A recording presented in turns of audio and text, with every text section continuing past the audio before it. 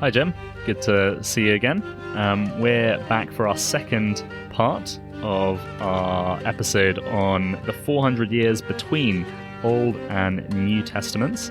And Jim, when you arrived at church today to record this episode, I felt as though I almost heard you before I saw you, because I heard this music and I saw this car and I thought, wow, like this guy really loves his tunes. It was, you blazed into the car park.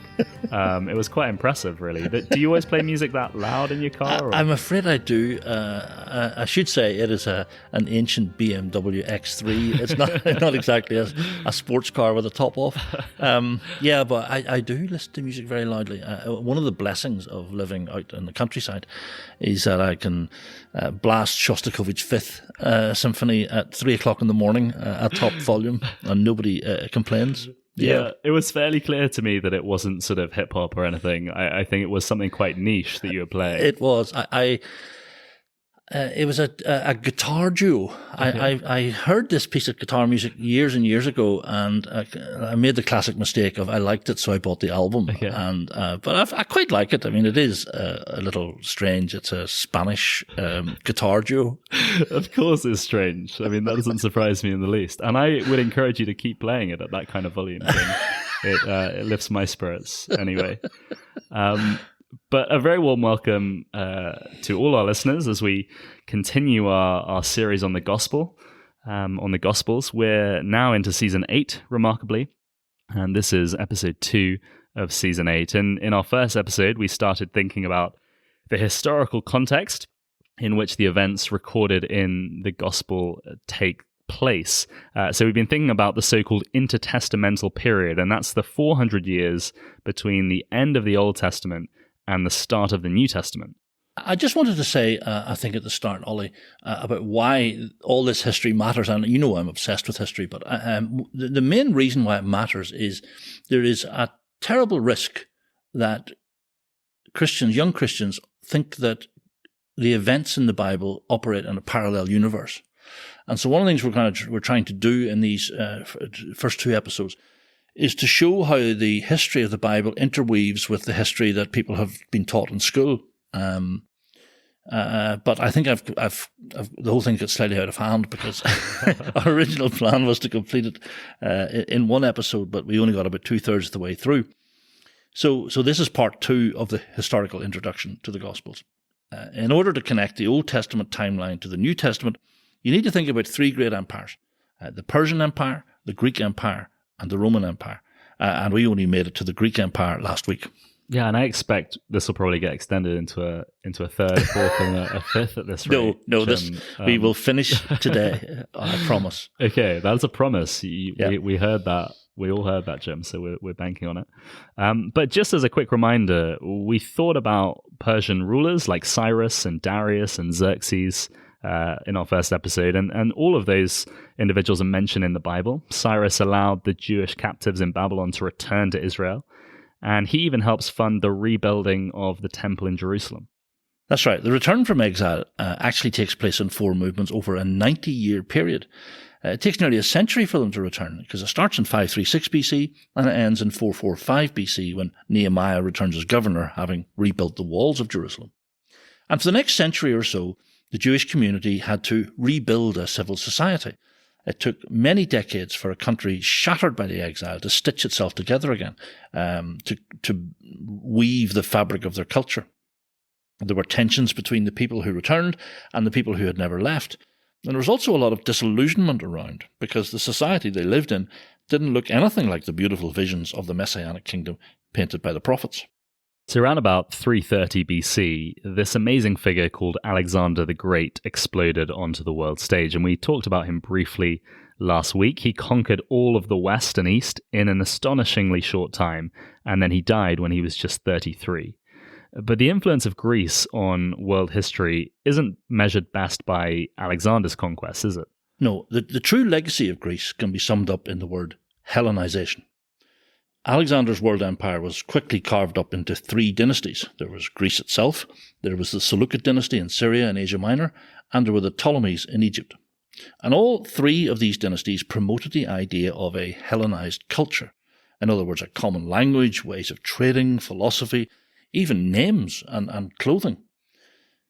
Because here's the thing, the Greeks invented the idea of what we might call polite society.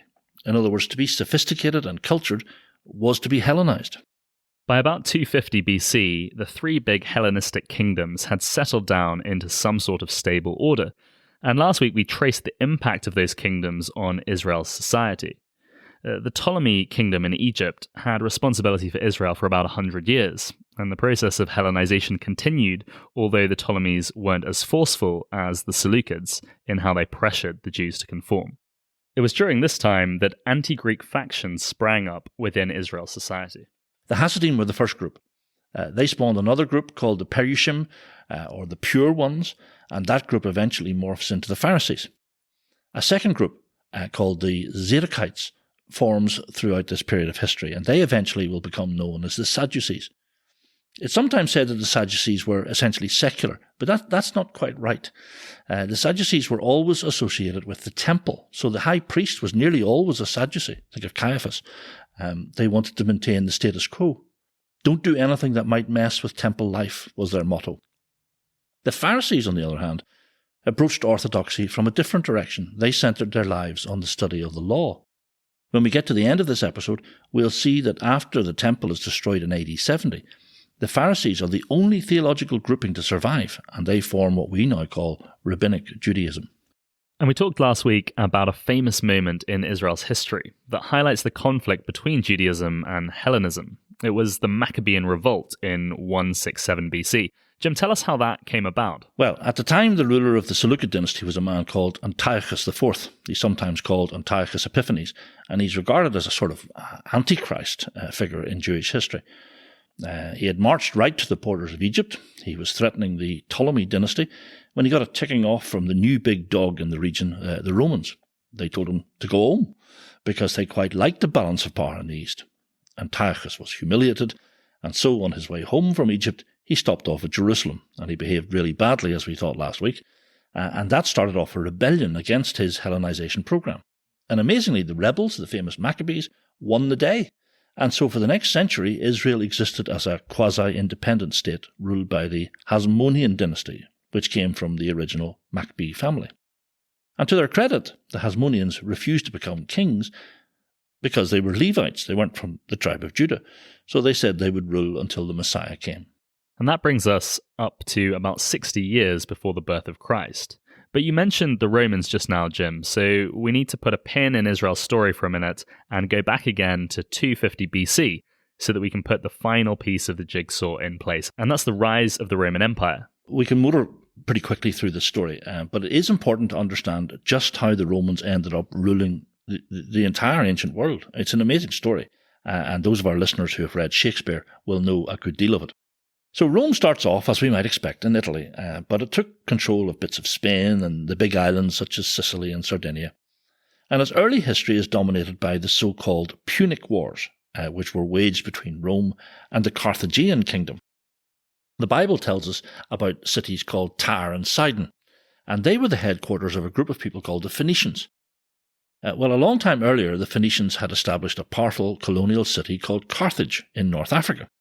And the word Punic is the Latin for Phoenician. Okay? And the First Punic War started in about 250 BC and ended up in Rome's favour.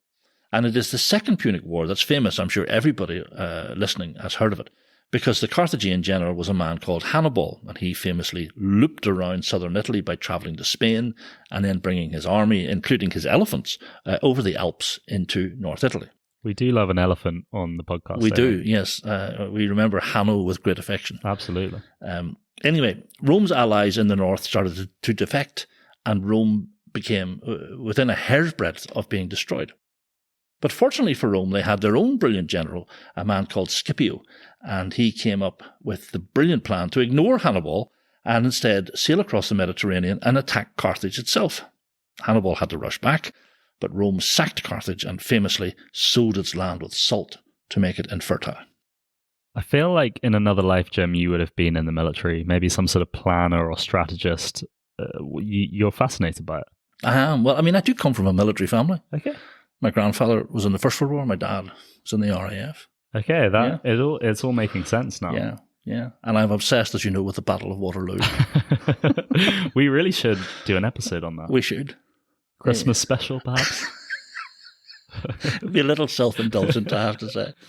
Anyway, this the third and final Punic War, which is why I started talking about all these wars, it's really important because it involves the Greeks. Okay, so we're now at about 200 BC, and this time they joined the Carthaginians and fought against Rome, and Rome never forgave them for that. And so 50 years later, in 150 BC, Rome invades Greece and defeats Greece. And so the first of the three Hellenistic kingdoms falls to Rome. The Seleucid and Ptolemy kingdoms remain for quite a while after Greece itself falls to the Romans. But the demise of the Seleucid Empire has big implications for Israel, doesn't it? It does. In about 63 BC, a famous Roman general called Pompey was summoned to the Senate, and he was given two tasks. First, he was told to clear out all the pirates from the Mediterranean Sea because they were wreaking havoc on trade. And secondly, he had to deal with a rebellion away up in the northeast of Asia Minor, near a place called Bithynia. I think it's mentioned in Acts. Anyway, Pompey succeeded in both tasks. But the presence of his Roman legions at the border with the Seleucid Empire upset them. And so stupidly they marched against the Romans, and without ever setting out to overcome the Seleucids, Pompey overran them and marched the whole way down to Egypt. And while he was in Antioch, he became embroiled in the politics of Israel. The Hasmonean dynasty at that time was ruled by a queen. She had two sons who were vying for the throne once their mother died. So they travelled to Antioch and asked Pompey to choose between them. One of the brothers was much weaker and less competent than the other, so Pompey chose him on the grounds that he would give Rome much less trouble. But the stronger brother became enraged and galloped back to Jerusalem, where he barricaded himself in. It was a potentially disastrous moment for Israel, because Pompey could easily have besieged Jerusalem. However, when he arrived with his legions, the citizens of Jerusalem wisely just handed the enraged brother over to Pompey and welcomed the Roman into the city. But Pompey's actions when he was in the city horrified the Jews. He walked round the temple and even went into the Holy of Holies. He was amazed that there were no statues of a god in that holy place. But that action led to the Jews calling Pompey a defiler of Israel.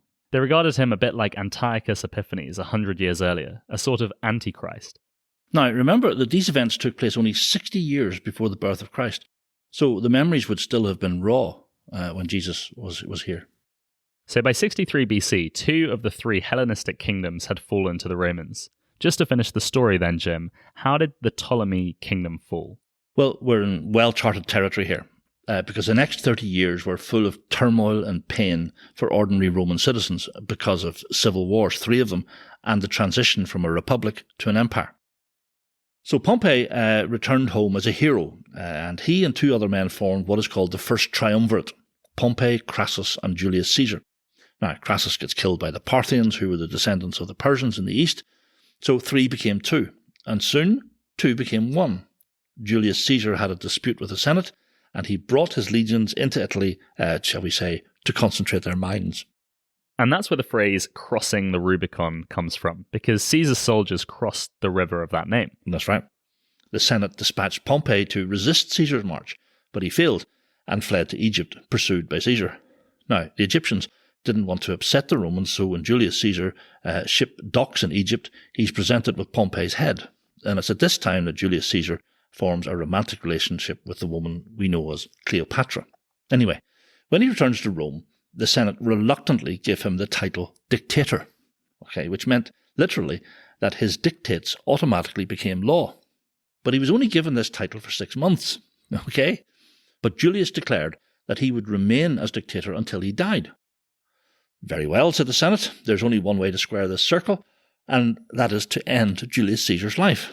As Shakespeare said, beware of the Ides of March. So on the 15th of March, 44 BC, Caesar was surrounded by a group of assassins who stabbed him to death. We're now getting closer and closer to the birth of Christ, but at this stage, Rome is still in turmoil, isn't it? Absolutely. Caesar's assassination triggered a second civil war, which his followers eventually won. So a second triumvirate is formed, and this is made up of Julius Caesar's adopted son, a man called Octavius, a general called Lepidus, and the famous Mark Antony. Now, Octavius was an administrative genius, He must go down in history as one of its most successful political rulers. Unlike Julius Caesar, Octavius was diplomatic. The Roman Senate loved him, and eventually the triumvirate became a single ruler. Octavius invaded Egypt when Mark Antony was seen to be, undignified and a disruptive influence because he had married Cleopatra. They had 2 children, magnificently called Sun and Moon.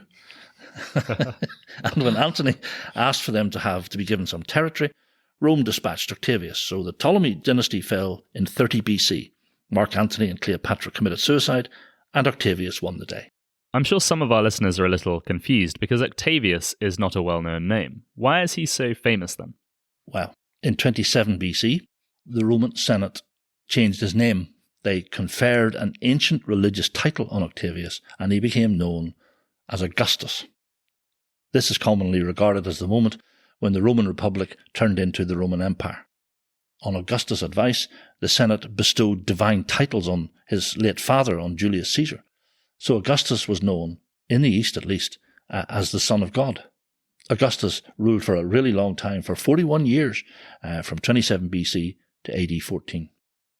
All this history helps us appreciate how the Romans must have reacted to the language which people used in the Gospels to describe the Lord Jesus, Son of God and Jesus is Lord. These claims would have sounded political in the ears of Roman citizens, wouldn't they? Yeah. In Asia Minor, Augustus was often worshipped as a god, even though he himself discouraged people who wanted to give him divine titles.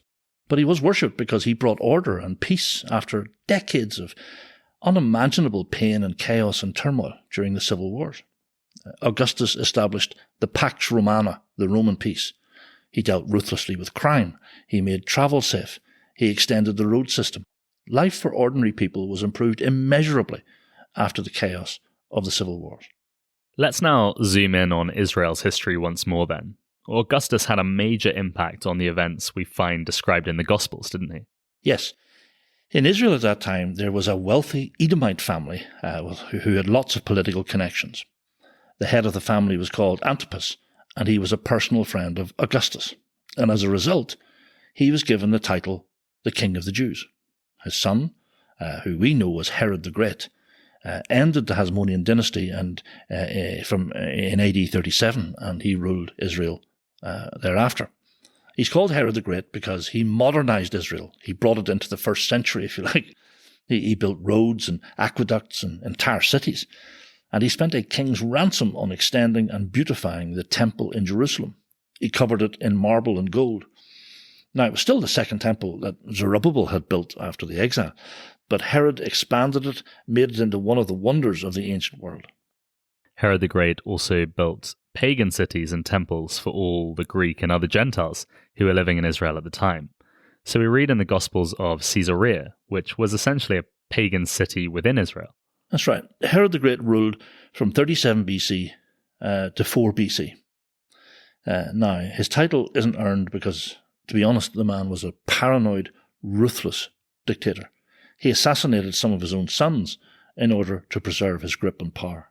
And we get to know him in Scripture because of that terrible event recorded in Matthew, when Herod orders his soldiers to kill all the male infants under 2 years old in Bethlehem, because he regarded Jesus as a rival to his title of King of the Jews. That's right. The dates here can confuse us, because Herod the Great's reign ended in 4 BC. But scholars that I trust argue that Jesus was actually born in about 6 BC. So the calendar we use is about 6 years out. And I'm sure we can talk more about dates in a later episode. But as a warning shot, I'm going to argue that Christ was born round about 6 BC. Okay, I'm sure that will generate a few questions. But let's conclude now, Jim, by finishing off the story about Herod's family. It's really confusing because there are a lot of Herods in the Bible, right? Yes. Herod the Great had a lot of sons. I think it's something like 18 by 8 different wives. But we're only going to concern ourselves with 3 of them. So his son Archelaus was supposed to be the next king. But the other sons appealed to Augustus, who reduced the territory that Archelaus controlled. And so Augustus gave Galilee to another son called Antipas. And Herod Antipas is the man Jesus called that fox, if you remember. It's this Herod who ordered the beheading of John the Baptist and questioned Jesus as part of the Lord's trial. Meanwhile, Archelaus made himself so obnoxious to the Jews that I think around about AD 6, they appealed to Caesar, who sent them into exile and made the bulk of Israel a Roman province ruled by a Roman governor. So that's why we have a Herod ruling Galilee and a Roman governor called Pontius Pilate ruling the bulk of Israel during the Lord Jesus' ministry. That's right. Just to finish off the story of the Herods, there are two more mentioned in the book of Acts. There's Herod Agrippa I and Herod Agrippa II. Now, Agrippa I is the guy who puts Peter in prison, and he ends up being eaten by worms. I remember that delicious story as a child. And then Agrippa II is the king Paul addresses in his climactic speech at the end of Acts. Now, there's a really sad postscript to this whole story, Ollie. The paranoid granddaddy, Herod the Great, poured vast amounts of money into the beautification and extension of the temple in Jerusalem. You remember the awestruck tones in which the disciples talked about these great stones. But work on Herod's temple didn't finish until AD 63. But 7 short years later, the entire edifice was torn down, razed to the ground. And most of the Gospels record Jesus' prophecy of that exact event. How did it come about then? Well, as we have seen, Jewish society was like a boiling pot. All sorts of tensions were just ready to boil over. There were tensions between Jews and Romans, between Jews and Greeks, tensions between rich and poor. Some groups, like the Zealots, wanted to stir up an insurrection. Think of Simon the Zealot in Scripture. Others, like the Essenes, decided to withdraw into a monastic life. They were essentially monks. The Sadducees wanted to maintain the status quo, and the Pharisees wanted the freedom to study the law. Well, in AD 66, in the city of Caesarea Maritima, some construction work was authorized on the town synagogue. And while the construction was going on, a temporary entrance was created in a side street. And a mischievous Gentile set up a pagan shrine on this street. So the Jews had to walk past a pagan sacrifice. And so a riot broke out. And that civil unrest started to spread all over the country. And the Roman governor of Israel lost control. So he appealed to the governor of Syria, who had Roman legions at his disposal. The legions went about their work with their usual ruthless efficiency, and soon only Jerusalem was holding out. So they besieged it. Now, the Roman general in charge of the operation was called Vespasian, and his assault on Jerusalem got interrupted when the Emperor Nero committed suicide. And that triggered real chaos in Rome. I think it was called the Year of 3 Emperors. So Vespasian returns to Rome and is crowned emperor. And he sends his son Titus to finish Jerusalem off. Titus completes the destruction of the city in AD 70. All the treasures of the temple were carried off and brought back to Rome. And if you ever visit Rome, go to the Titus Gate and you will see a carving of that moment. And with awful irony, the wealth of the Jewish temple was used to fund the construction of the Colosseum. And that terrible moment had a massive impact on Judaism, didn't it? It did. I mentioned earlier the 4 groups that represented different approaches to orthodoxy: the Sadducees, the Essenes, the Zealots, and the Pharisees. And only the Pharisees were left standing.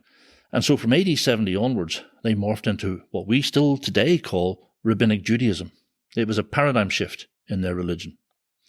The book of Acts, which was written just before Jerusalem fell, I think it's designed to prove that it is Christianity and not Pharisaical Judaism that is the true heir to the Old Testament promises.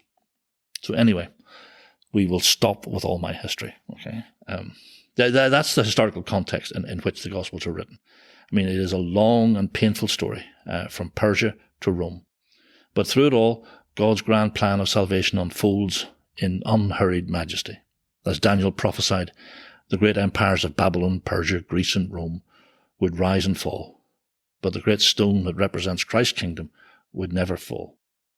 Rome is not the eternal city. The New Jerusalem is the eternal city. Thanks, Jim. We managed to get that done in 2 episodes. So, Jim, tell us what we're going to be looking at next week. We are going to examine the quest for the historical Jesus, or sometimes called the quest for the authentic Jesus. So we'll have to engage with a lot of critical scholarship in next week's conversation. Brilliant, brilliant. Thanks for your time, and thanks for listening. We'll see you all again next week.